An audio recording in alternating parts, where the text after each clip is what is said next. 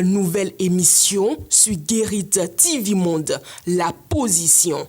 Tous les mercredis à 21h sur votre web télévision. Prenez le rendez-vous pour savoir la position ou la lecture de tel ou tel acteur politique sur des sujets brûlants de l'actualité. Guérit TV Monde, le leader des web TV. Vous avez besoin d'un espace publicitaire pour faire connaître votre société ou vos produits? Seul Guérit TV Monde peut vous satisfaire.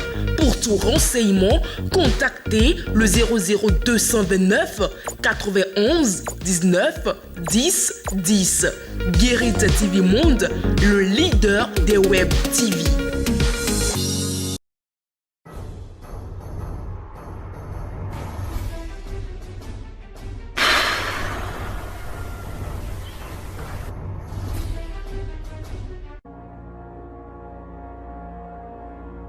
Dernier lundi du mois de juillet 2023. Mesdames et messieurs, bonjour et bienvenue dans votre émission Tour d'Horizon. Quel est le contenu des titres parus ce 31 juillet 2023? Charles Alban Daoui nous les présente. Fidèle internaute de Guérit TV Monde, bonjour. Le coup d'État intervenu au Niger semaine écoulée continue de faire l'actualité au sein de la presse béninoise. La Guérit titre donc ce lundi, coup d'État au Niger, la CEDEAO met la pression sur les putschistes. Et en manchette du quotidien Maison, on peut lire 6e édition de Amos Champions League langue enfin. Un creuset de détection des talents dans le zoo. Ministère des enseignements maternels et primaires, Salimane Karimou fait le bilan de ses actions. L'affiche du jour abonde dans le même sens. Résultat, les examens de fin d'année. Face aux professionnels des médias, Salimane Karimou justifie la décision de suppression des classements par département. Quotidien Nord-Sud, bientôt l'éducation civique au secondaire. L'autre Figaro, désignation du président tchadien pour un dégel de la crise au Niger. La médiation de Patrice Talon, récusée, point d'interrogation. Mahamad Déby, ethno préféré par la CEDEAO. Et à la boussole de titrer sanctions et projets d'attaque contre les putschistes du Niger, la CEDEAO et l'UEMOA dans l'immobilisme. De mauvais élèves qui n'ont pas appris des cas du Mali, du Faso et de la Guinée. Toujours au sujet du coup d'État au Niger, le Soleil Bénin Info affiche l'UEMOA prend des sanctions contre le pays. Le Sahel perd sa dernière démocratie pour cause de sécurité. En cas d'attaque contre ses ressortissants, voici la position de la France. Le Télégramme, sommet extraordinaire des chefs d'État de la CEDEAO à Abuja au Nigeria ce dimanche 30 juillet. Rétablir sans délai l'ordre constitutionnel au Niger. Le matinal, 51e sommet extraordinaire des chefs d'État de la CEDEAO sur le Niger. Forte pression sur la junte. Fermeture des frontières avec les pays membres. Gel des avoirs et interdiction de voyage aux putschistes. Le ministre Olusegun Bakari présente les conclusions à la presse. Baccalauréat 2023, suivant les résultats obtenus, liste des établissements à fuir. Ils ont fait chacun 0% au bac 2023, affiche en manchette le Béninois libéré. Sur le même sujet, le Soleil Bénin Info titre bac 2023, voici les établissements ayant obtenu 0%. Abordant le même sujet, Dynamisme Info titre publication des établissements à 0% au bac, une pratique à valeur de contre-publicité. La célébration du 1er août intéresse également Dynamisme Info. 1er août avec des contradicteurs politiques en prison, la marque déposée de la rupture. Et au quotidien Jackpot à décrire, discours annuel du chef de l'État, ce qu'attendent les Béninois de Patrice Talon. Pêle-mêle à présent, retour sans crainte de Atao Renouho. Vivement que cela ne fasse pas cas d'école pour Georges Bada, écrit Dynamisme Info. Passation irrégulière d'un marché public à l'université de Parakou, la PRMP et le CCCMP exclus pour 5 ans, affiche la boussole en manchette. Et puis badigeonnage des arbres à l'orée du 1er août, les végétaux soumis à la toxicité des peintures. Crise au sein du conseil communal de Copargo, le préfet de la Donga menacé d'assignation informe l'informateur ce lundi. Et au sujet du 1er août, Dabarou affiche ce matin délocalisation de la fête de l'indépendance de Cotonou sous Yaï. Et si Patrice Talon donnait la chance aux autres communes? Point d'interrogation. Pour finir, retour au quotidien Maison, la Guérite. Inhumation de Bernard Olori Togbe. Nestor Olori Togbe rend hommage à son feu père. Congrès constitutif de l'Association de la presse sportive du Bénin. Hakim Ousseini élu président. Le renouveau de la presse sportive en marche. Fidèle internaute de Guérit TV Monde, ce sera tout pour la revue des titres de ce dernier jour du mois de juillet 2023. Depuis 2 ans, les coups d'État se multiplient dans l'Afrique de l'Ouest. La semaine dernière, c'est le président nigérien Mohamed Bazoum qui a été renversé du pouvoir par la garde présidentielle. L'analyste Gildas Agboton, interviewé sur les causes des coups d'État, répond en ces termes. C'est vrai que on a plusieurs causes aujourd'hui et on ne peut pas les dissocier. Vous avez d'un côté la situation dans la bande du Sahel, les groupes terroristes qui sont là, vous avez la pauvreté qui sévit dans la zone, vous avez même la guerre civile dans certains pays déjà. Donc tous ces conflits, il y a et ces situations qui ont fait plus ou moins du terreau à ce qui se passe aujourd'hui. Parce que avec la situation que ce que je viens de décrire, le terrorisme, tout ça, auquel les pays font face aujourd'hui et qui ont du mal à juguler donc, le mal, les militaires qui normalement devaient être la force de nos pays, en réalité deviennent donc le talon d'Achille. Trouvent aussi facile que ça à remettre le tort sur les dirigeants en pensant que c'est eux qui ne font pas bien le travail pour que nous soyons aussi. Or, il y a un piège dans ça. En réalité, c'est qu'ils profitent de la situation les militaires. Ça, il faut le dire. Parce que ce qui s'est passé au Niger et qui se passe dans la sous-région, aucun démocrate, je dis bien, aucun citoyen soucieux du droit de son pays, aucun démocrate ne doit accepter cela. Il y a des cas, peut-être, d'exception. Si des gens ont eu à faire le forfait de 3e mandat et que pour cela, les populations n'étant pas d'accord, on les fait partie, c'est tout autre chose. Mais que les militaires prennent pour motif que des dirigeants n'arrivent pas à juguler la crise du terrorisme aujourd'hui et prennent pour le pouvoir, c'est qu'il y a un mal. Sans oublier qu'il y a une situation géopolitique dans la sous-région et qu'il y a d'autres forces étrangères qui sont en train de se redéployer. Et donc, c'est que l'Afrique, sinon cette partie de l'Afrique est en train d'être prise à un piège. Et il faut le dénoncer, il faut vraiment faire des analyses pour montrer aux populations où se trouve réellement leur intérêt. Parce que de 1, nous sommes passés à 3, aujourd'hui à 4. C'est possible que cela aille. Donc c'est devenu une contagion. Et cette contagion, ça peut aller loin. Déjà, c'est que nous sommes fragilisés.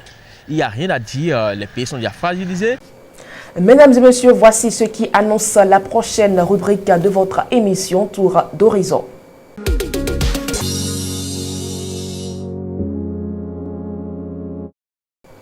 Le forum de discussion du 31 juillet 2023, c'est avec Charles Alban Daoui. Charles Alban Daoui, bonjour. Bonjour, Latifat Kawed. Le retour au Bercail d'Atao Renoro suscite beaucoup de commentaires dans l'opinion publique. La question que l'on se pose est de savoir comment il a pu rentrer sans être inquiété. Et c'est une question qui se pose à juste titre parce qu'on sait que, l'intéressé, quand il quittait le Bénin, il était dans une situation de vie carcérale et c'est pour des raisons de santé donc qu'il a dû bénéficier d'une évacuation sanitaire. Donc les gens s'interrogent sur les conditions, sur les circonstances dans lesquelles il revient sans être inquiété. C'est de bonne guerre. Une chose est sûre, les jours qui vont venir vont nous permettre d'en savoir davantage sur cette situation. Vous savez, nous sommes dans un pays où quand même il y a une législation, il y a des droits et consorts qui sont respectés. Donc si aujourd'hui il a pu rentrer sans être inquiété, c'est que légalement il peut jouir donc de cette liberté-là. Quelles sont les conditions qui lui permettent de jouir de cette liberté? Comme je l'ai dit, les jours sans doute à venir vont nous en apprendre davantage sur cette situation-là.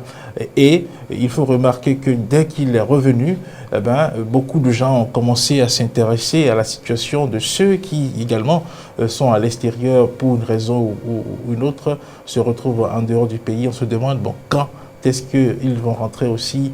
Comment faire pour que ces personnes rentrent? Une chose est sûre, le retour d'Atao Renoro n'est pas un retour comme ça venu en l'air. Il y a sans doute eu beaucoup de négociations en coulisses derrière, il y a sans doute eu des compromis qui ont été faits au-delà de la légalité qui peut encadrer donc ce retour-là. Donc il est certain que tous ceux qui se retrouvent à l'extérieur du pays comme certains se plaisent à le dire, en exil, ils ont le désir ardent de revenir au pays. Et beaucoup ont le mal du pays, ils veulent revenir, donc ils cherchent forcément des voies et moyens pour revenir. Et sans doute, il n'est pas exclu que le retour d'Ata Orenoko soit la porte ouverte au retour de tous ceux-là qui se retrouvent en dehors du Bénin pour une raison ou pour une autre. Charles Alban Daoui, dans le contexte actuel, peut-on espérer une grâce présidentielle pour des acteurs politiques qui, à tort ou à raison, sont en prison ou en exil? Pourquoi pas? Vous savez, nous sommes à la veille du 1er août et on sait que, il y a un discours que le chef de l'État prononce souvent à la veille donc de l'indépendance du Bénin. Et dans ce discours, souvent, la tradition veut que le chef de l'État accorde la grâce présidentielle à des personnes qui sont entrées donc en conflit avec la loi.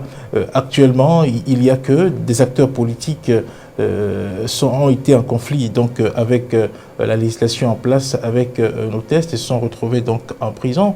Et ces acteurs politiques-là, depuis un certain temps, il y a un plaidoyer qui est fait pour que on puisse les libérer au moyen d'une grâce présidentielle ou d'une loi d'amnistie. Mais je pense que le moyen le plus simple actuellement, c'est la grâce présidentielle. Donc il n'est pas exclu que oui, cette grâce-là également soit accordée à des personnes qui se retrouvent donc en dehors du pays. Parce que quoi qu'on dise, le Bénin, c'est pour tout le monde, hein, il est un indivisible, on a besoin de tous ses fils pour donc le construire. Donc il n'est pas exclu que le chef de l'État, dans son discours qu'il va prononcer dans quelques heures, dans la grâce qu'il va accorder sans doute à des personnes, qu'il y ait de ces acteurs-là qui s'y retrouvent. Et je pense que, vous savez, il y a une sorte de vent de grâce présidentielle qui souffle dans la sous-région. On a vu le cas en Côte d'Ivoire, on a vu le cas au Tchad, on a vu le cas même au Rwanda. Au Rwanda, qui, il faut-il le préciser, constitue quand même un des pays dont s'inspire actuellement le chef de l'État, où le président Paul Kagame a accordé, comment dirais-je, c'était pas la grâce là-bas, les dispositions de la loi permettaient donc à l'opposant qui est en prison de demander à ce qu'on écoute sa peine. Et il a eu l'aval du chef de l'État pour pouvoir sortir. Donc je pense que ce vent-là, de grâce présidentielle qui souffle dans la sous-région et dans d'autres espaces du continent, il est temps qu'il souffle aussi au Bénin et souffle en direction donc des acteurs politiques qui pour une raison ou une autre se retrouvent donc en prison, parce que de cela dépend également la paix et la décrispation de la tension qu'il y a dans les esprits. Et je pense que le chef de l'État, comme il a eu à le dire, pour être porté en triomphe en 2026, il y a quelques petits réglages à faire en ce qui concerne la situation de certains acteurs politiques. Et je pense que quand il le fera, le peuple lui en sera gré en son temps. Merci à vous, Charles Alban Daoui. C'est moi qui le remercie. Mesdames et messieurs, c'est la fin du forum de discussion de ce premier jour de la semaine. Passons à présent à la page sport.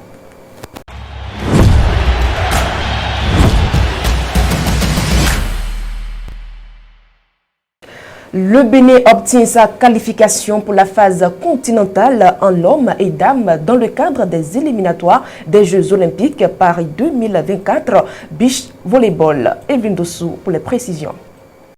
Après 3 jours de compétition, les éliminatoires des Jeux Olympiques Paris 2024 de Beach Volleyball ont pris fin ce dimanche 30 juin 2023. Les 8 pays de la zone 3 ont pris part à ces éliminatoires. Au terme de la compétition chez les dames, le Nigeria a terminé à la première place, suivi du Ghana battu en finale. Le Niger et le Bénin se classent respectivement 3e et 4e. Ces pays s'adjugent ainsi les 4 places qualificatives de la zone. Au niveau des hommes, le Ghana a surclassé le Togo en finale et se fera accompagner par ce dernier, et le Bénin classé 3e après sa victoire sur le Nigeria en match de classement. Ces 3 pays seront les représentants de la zone 3 à la phase continentale prévue pour l'année prochaine.